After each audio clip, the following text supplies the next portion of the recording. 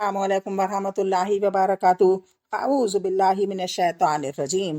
बिस्मिल्लाहिर्रहमानिर्रहीम। रब्बी ज़िदनी इल्मा।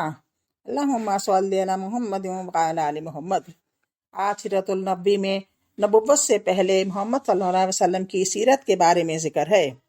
नबी सल्लल्लाहु अलैहि वसल्लम का पूरा वजूद इन तमाम खूबियों और कमालात का मजमुआ था जो अलग अलग लोगों के मुख्तलिफ तबक़ात में पाए जाते हैं। यानी अलग अलग लोगों में किसी में कोई अच्छाइयाँ होती हैं, किसी में कोई होती हैं, किसी तबके में कोई अच्छाई है, किसी में कोई अच्छाई है।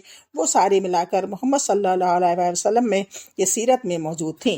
आप सल्लल्लाहु अलैहि वसल्लम असाबत फ़िक्र, दूरबीनी और हक़ पसंदी का बुलंद मीनार थे। आप सल्लल्लाहु अलैहि वसल्लम को हुस्न फिरासत, पुख्तगी फ़िक्र और वसीला व मकसद की दुरुस्तगी से हज़्ज़ वाफ़िर अता हुआ था। यानी हर अच्छाई अल्लाह ताला ने उनको अता फरमाई थी।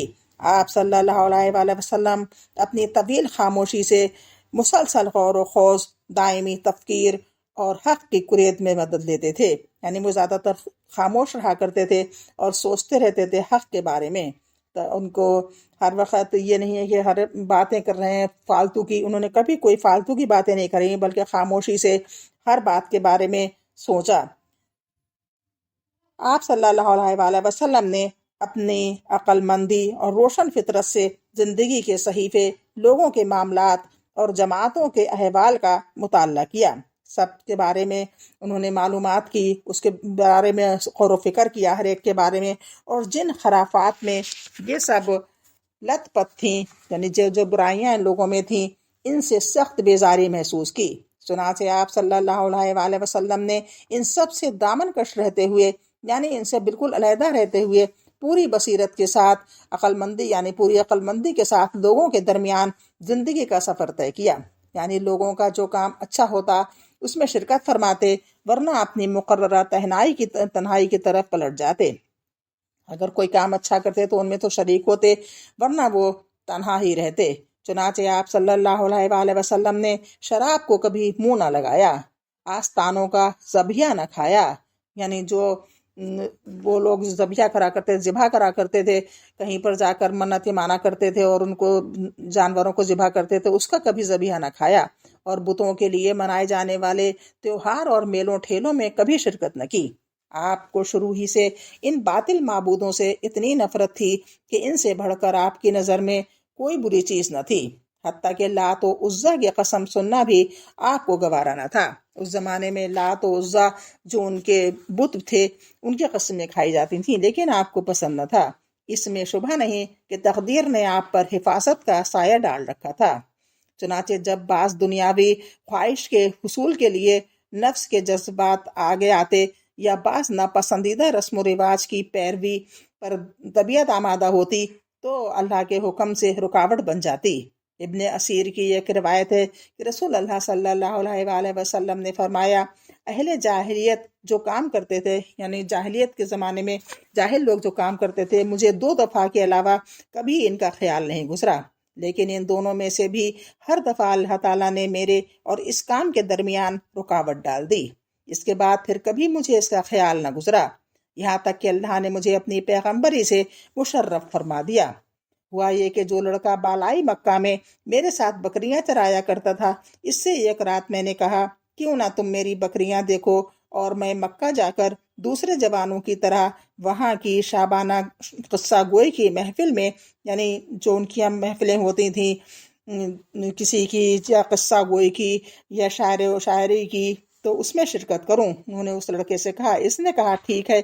इसके बाद मैं निकला और अभी मक्का के पहले ही घर के पास पहुंचा था कि बाजे की आवाज़ सुनाई पड़ी। मैंने दरियाफ्त किया कि क्या है। लोगों ने बताया फलां फलां की शादी है।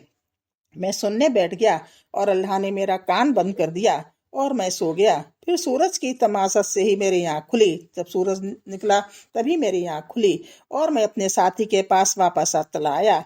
इसके पूछने पर मैंने सारी तफसीलात बताई। इसके बाद एक रात फिर मैंने यही बात कही और मक्का पहुंचा, तो फिर इसी रात की तरह का वाकया पेश आया। और इसके बाद फिर कभी किसी गलत इरादा मैंने कोई कभी ना किया। इसके बाद कभी मैंने कोई गलत इरादा ना किया اور نہ کبھی اس کی طرف مائل ہوا۔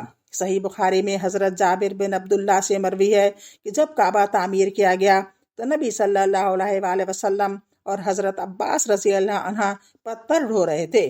حضرت عباس رضی اللہ عنہ نے نبی صلی اللہ علیہ وآلہ وسلم سے کہا اپنا تہمد اپنے کندھے پر رکھ لو، یعنی اس زمانے میں وہ چھوٹے ہی تھے، تب کی بات ہے، پتھر سے حفاظت رہے گی۔ انہوں نے کہا کہ اپنا تہمد اوپر کر لیجئے، اس سے پتھر سے حفاظت رہے گی، لیکن آپ زمین پر جا گرے، نگاہیں آسمان کی طرف اٹھ گئیں، افاقہ یعنی بے ہوشی جیسے ہونے لگی، آواز لگائی میرا تہمد میرا تہمد، اور آپ کا تہمد آپ کو باندھ دیا گیا۔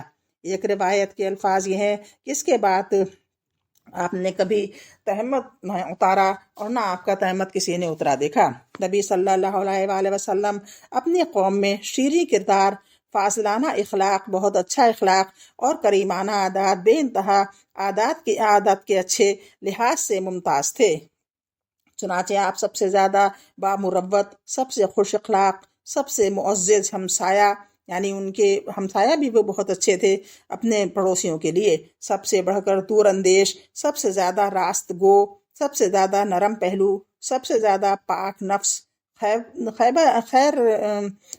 سب سے زیادہ پاک نفس، خیر میں سے سب سے زیادہ کریم، سب سے زیادہ نیک عمل، سب سے بڑھ کر پابند عہد، یعنی جو بھی وعدہ کرتے وہ ہمیشہ پورا کرتے، اور سب سے بڑے امانت دار تھے۔ ان کے پاس کوئی کتنی بھی چیز رکھ دیتا وہ اس کو اسی ٹائم پر واپس کرتے جب وہ مانگتا، یا کسی سے جب ادھار لیتے تو اسی ٹائم پر دیتے جتنا اس سے وعدہ ہوتا تھا، حتیٰ کہ آپ کی قوم نے آپ کا نام ہی امین رکھ دیا تھا۔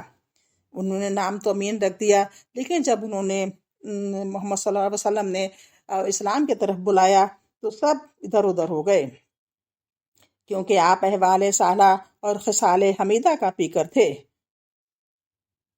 یعنی آپ کا پورا ہی اخلاق اچھا تھا، اور آپ میں ہر اچھائی موجود تھی جو ایک اچھے انسان میں ہو سکتی ہے۔ اور جیسا کہ حضرت خدیجہ رضی اللہ عنہ کی ایک گواہی ہے، یعنی حضرت خدیجہ رضی اللہ عنہ نے بتایا آپ صلی اللہ علیہ وآلہ وسلم کمزوروں کو آپ بوجھ اٹھایا کرتے تھے، بہت غریبوں کا بندوبست غریبوں کے لیے جس چیز کی ضرورت ہوتی تھی اس کا بندوبست فرماتے تھے، مہمان کی مہمان نوازی کرا کرتے تھے، اور جو پریشان حال ہوتا تھا اس کی پریشانی دور فرماتے تھے۔ آج اتنا ہی، اب انشاءاللہ کل عہد نبوت اور حیات طیبہ کا مکی دور کا ذکر ہوگا، ضرور سنیں، انشاءاللہ ہدایت بھی ملے گی اور ہمیں سمجھ میں آئے گا، یعنی ہمیں بھی کچھ تھوڑا بہت جانکاری ہوگی، آپ کے ساتھ ساتھ مجھے بھی اپنا ریوائز کرنے میں اچھا لگ رہا ہے۔ دعا کیجئے کہ اللہ تعالی ہمیں شیطان کے وسوسوں سے دور رکھے اور سننے کی توفیق عطا فرمائے، آمین۔